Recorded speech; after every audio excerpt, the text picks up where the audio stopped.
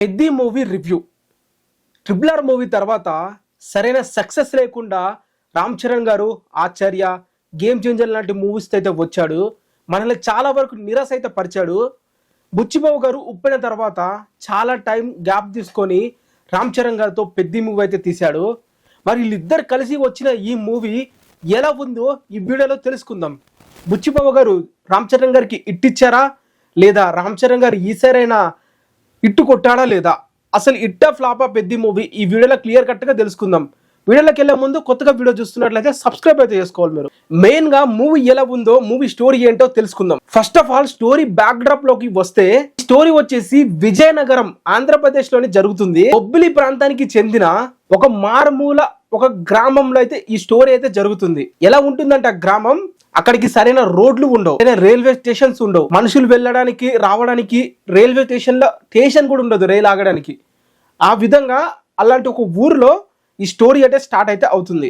ఆ ఊరు కొండ కింద ఉండడం వల్ల ముఖ్యంగా చెప్పాలంటే ఆ ఊరికి కనీసం ప్రభుత్వం నుంచి గుర్తింపు కూడా ఉండదు. బస్సు వెళ్ళడానికి సరైన రోడ్డు సౌకర్యాలు కూడా ఉండవు అని చెప్పాలి. కాకపోతే ఆ ఊరు మధ్యలో ఒక రైల్వే స్టేషన్ అయితే ఉంటుంది, ఒక రైల్వే లైన్ అయితే ఉంటుంది. విచిత్రం ఏంటంటే ఆ రైలు కూడా ఆ ఊర్లో ఆగదు.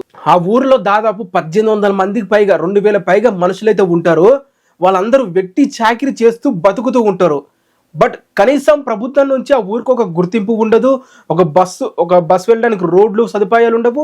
అండ్ ఈ రైల్వే ఉన్నా కూడా రైలు అక్కడ ఆగదు. సో ఇంత దరిద్రంలో బతుకుతున్న ఒక ఊరికి, ఆ ఊరికి ఎలా రైల్వే స్టేషన్ తీసుకొచ్చారు, ఆ ఊరి కోసం ఎలా పోరాడారు అనేది కథ. సరిగా ఇలాంటి ఊర్లోనే బెల్లంకొండ ఫ్యాక్టరీలో మన రామ్ చరణ్ గారు పని చేస్తూ ఉంటారు. తనకి క్రికెట్ ఆడడం అంటే ఇష్టం. పని చేసుకొని వచ్చిన తర్వాత ఫ్రెండ్స్తో క్రికెట్ ఆడుతూ ఉంటాడు. తన జీవితం అలా కొనసాగిస్తూ ఉంటాడు. ఊరు గురించి కానీ దేని గురించి కానీ పెద్దగా పట్టించుకోడు. తన ఊరు గురించి, అలాగే ఊరికి రైల్వే స్టేషన్ తీసుకురావాలని చెప్పి అప్పలసూరి మన జగపతి బాబు గారు చాలా కృషి అయితే చేస్తారు. ఈ పోరాటం చాలా బాగా చేస్తాడు. తన వల్ల కుదరకపోవడంతో పెద్ది తన బాధ్యతలు అయితే తీసుకుంటాడు. మరి పెద్ది సాధించాడా లేదా, ఆ సాధించడానికి పెద్ది చేసిన పనులేంటి, తనను తాను ఎంతగా త్యాగం చేసుకున్నాడు అనేదే స్టోరీ. ఆ ఊరు కోసం ఒక రన్నింగ్, ఒక వెస్లింగ్, అవన్నీ ఎందుకు ఎంచుకున్నాడు మన రామ్ చరణ్ గారు పెద్ది క్యారెక్టర్ లో, అవన్నీ మీరు తెలుసుకోవాలంటే మూవీ మీరు చూడాల్సిందే. నేను ఎక్కడ స్పాయిలర్ రివీల్ అయితే చేయలేదు. స్టోరీ ఎలా స్ట్రక్చర్ ఎలా ఉంది అనేది చెప్పాను. ఈ బేసిక్ మాత్రం కూడా తెలియకుండా స్టోరీ వెళ్ళి చూస్తే మీకు నచ్చని కూడా నచ్చదు. డైరెక్టర్ బుచ్చిబాబు గారు చాలా బాగా సోషల్ మెసేజ్ తో స్టోరీ అయితే తీసుకున్నాడు. కానీ మూవీని ఎగ్జిక్యూట్ చేసే విధానంలో చాలా తడబడ్డాడనే చెప్పాలి. ఫస్ట్ హాఫ్ స్టార్ట్ అవ్వడమే చాలా రొటీన్ గా స్టార్ట్ అయితే అవుతుంది. ఏదైతే మనం యూజువల్ గా రొటీన్ కమర్షియల్ ఫార్మాట్ ఉంటుందో అలానే స్టార్ట్ అయితే అవుతుంది. పచ్చిగా చెప్పాలంటే ఒక సీన్ లో హీరోని కన్సెప్ట్ లేకుండానే డైరెక్టర్ రామ్ చరణ్ గారు కిస్ అయితే పెట్టేస్తాడు. దాని మీద జస్టిఫికేషన్ క్లైమాక్స్ లో మళ్ళీ ఇస్తారు, తను చేసిందే న్యాయం అని చెప్పి. సో హీరో ఒక ఇన్స్పిరేషన్ గా తీసుకోవాలని చెప్పి బుచ్చిబాబు గారు చాలా ఇంటర్వ్యూలో చెప్పారు. బట్ తన క్యారెక్టర్ మాత్రం ఏ విధంగా కూడా అలా అయితే ఉండదు. ఆ హీరోనితో ఇష్టం వచ్చినట్లు బిహేవ్ చేస్తూ ఉంటాడు. అండ్ వదిలేండి, రామ్ చరణ్ క్యారెక్టర్ అలాగే డిజైన్ చేశాడు అనుకుందాం. బుచ్చిబాబు గారు తనలో ఉన్న లేకి బుద్ధి మొత్తం చూపించాడు మూవీలో. దేవర మూవీలోనే చాలా వరకు కామెంట్స్ అయితే చేశారు, హీరోని చాలాగా ఈ వరల్గర్ గా చూపించారని. దానికి డబుల్ ట్రిపుల్ ఉంటుంది హీరోని దీనిలో క్యారెక్టర్. ప్రతి ఫేమ్ లో కూడా హీరోని కెమెరా అనేది బాడీ పార్ట్స్ లకే వెళ్తుంది తప్ప ఫేస్ ఎక్కడ చూపించరు. ఆ విధంగా మన బుచ్చిబాబు గారు డైరెక్షన్ అనేది చేశాడు ఈ ఫస్ట్ హాఫ్ లో. ఇలా ఫస్ట్ హాఫ్ మొత్తం హీరోనితో ఆ చీజింగ్ సీన్లు, ఆ టీజింగ్ సీన్స్ లో, అలాగే క్రికెట్ ఆడుతూ ఫైట్లు, ఆ మధ్య గోల సాంగ్స్, ఇవన్నీ కంప్లీట్ చేసుకుంటూ ఫస్ట్ హాఫ్ అయితే అవుతుంది. సెకండ్ హాఫ్ అసలు మనకు స్టోరీ అయితే స్టార్ట్ అవుతుంది. ఏదైతే ఈ ప్రీ ఇంటర్వెల్ ఉంటుందో అక్కడ నుంచి స్టోరీ బాగా ముందుకైతే వెళ్తుంది. ఇక సెకండ్ హాఫ్ వచ్చేసరికి మనకి అనుకున్న స్టోరీ మనందరికి ముందే తెలుసు. హీరో డిఫరెంట్ స్పోర్ట్స్ ఆడతాడు, క్రాస్ గేమ్స్ ఆడతాడు, మనకు ఒక క్లారిటీ ఉంది. సో ఆ ఎగ్జిక్యూషన్ ఏదైతే ఉందో హీరో డిఫరెంట్ పోస్ట్ లోకి వెళ్తాడు అనేది, ఒక ఫోర్స్ తర్వాత ఇంకో ఫోర్స్ లోకి వెళ్ళేసరికి చాలా మంది కామన్ ఆడియన్స్ కూడా ఇప్పుడు ఒక స్పోర్ట్స్ డ్రామా చూసినప్పుడు ఒకే గేమ్ మీద హీరో సినిమా మొత్తం ఉంటే మనకి ఎలాంటి హై ఉంటుంది. బట్ ఈ మూవీలో డిఫరెంట్ స్పోర్ట్స్ వెళ్ళేసరికి ఆడియన్స్ లో అలాంటి కనెక్టివిటీ అనేది కొంచెం వరకు తగ్గుతుంది, కొంచెం వరకు కనిపించదు. ముఖ్యంగా చెప్పాలంటే ఈ మూవీకి బిగ్గెస్ట్ ఏదైనా ఉందంటే పిల్లర్ అది రామ్ చరణ్ గారైనా చెప్పాలి. ఎస్పెషల్లీ తన యాక్టింగ్ చాలా బాగా చేశాడు ఈ మూవీలో. ఒక క్రికెటర్ గా, ఒక బ్లెజలర్ గా, ఒక రన్నర్ గా తన ఫిజికల్ ట్రాన్స్ఫర్మేషన్ గానీ అవన్నీ చూపించిన విధానం చాలా అంటే చాలా బాగుంది. రామ్ చరణ్ గారి కష్టంగా అనిపిస్తుంది. సెకండ్ హాఫ్ లో కొన్ని సీన్స్ లో రామ్ చరణ్ గారి పర్ఫార్మెన్స్ కి చాలా బాగా అయితే చేశాడు. డెఫినెట్ గా మీరు కనెక్ట్ అయితే అవుతారు ఆ విషయంలో. సినిమా చాలా రొటీన్ ఉన్నప్పటికీ కూడా రామ్ చరణ్ ఒక్కరే మనకి ఫుల్ సాటిస్ఫై చేసే విధంగా అయితే ఉంటాడు. నాకు తెలిసినంత వరకు ఒక మూవీలో హీరో సాటిస్ఫై చేస్తే చాలు మూవీ బ్లాక్ బస్టర్ అన్నట్లే.